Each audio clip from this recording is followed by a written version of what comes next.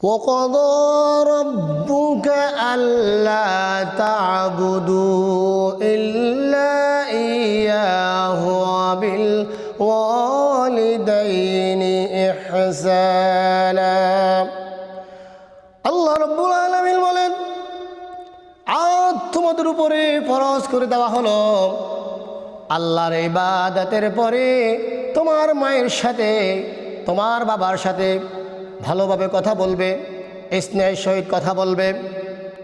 এটা আল্লাহর পক্ষ থেকে আল্লাহ ফরজ করে দিয়েছেন। অর্থাৎ তোমার বাবা মা যখন বৃদ্ধা আর বৃদ্ধ বয়সে উপনীত হবে, তাদের কোনো আচরণে তুমি ক্ষিপ্ত হয়ে তাদের সাথে কোনো খারাপ আচরণ করতে পারবে না, কটু কথা বলতে পারবে না।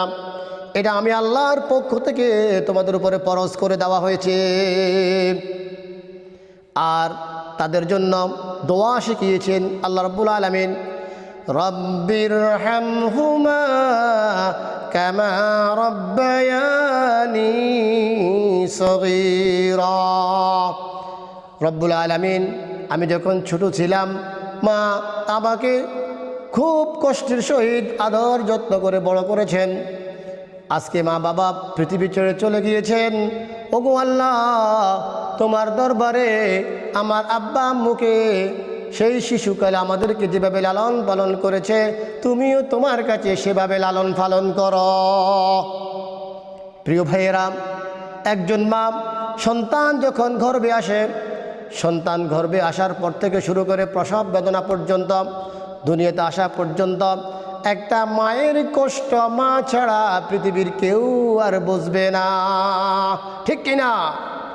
আফসোসের বিষয় হচ্ছে, আমরা যখন বড় হই, আমরা যখন অনেক বড় ডিগ্রি অর্জন করি, বড় হয়ে যাই, তখন মা বাবা আমাদের কাছে একটা তুচ্ছ তাচ্ছিল্য হয়ে যায়।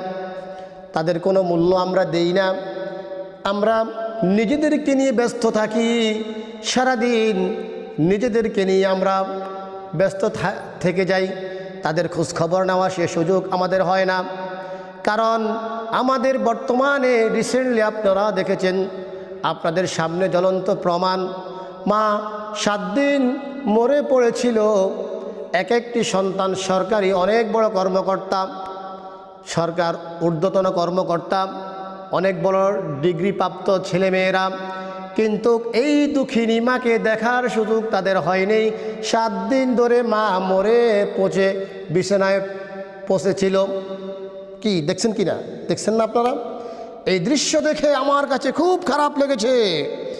আমি এই দৃশ্য দেখে মনের অজান্তে আমি একটা কবিতা আবৃত্তি করেছি।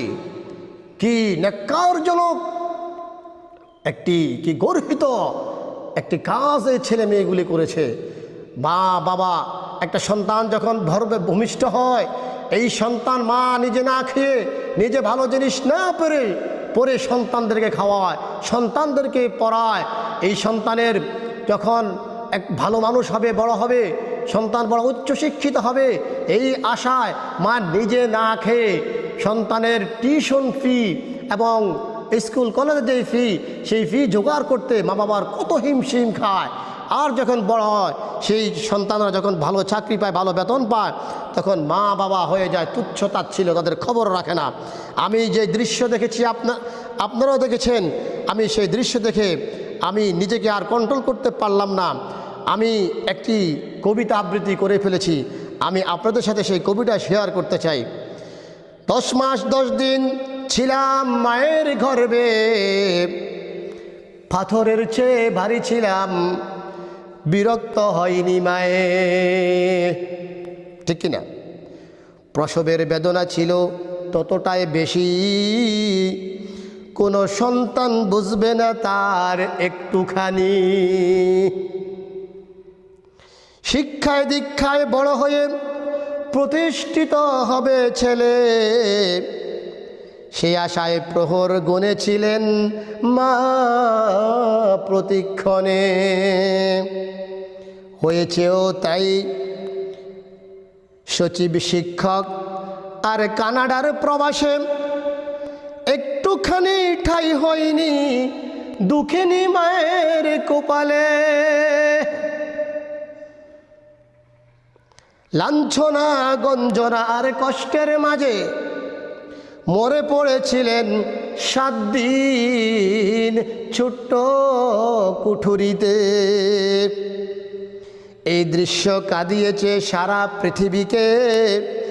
অবাক হয়ে তাকিয়েছিলাম কি জবাব দিবে পরপারে।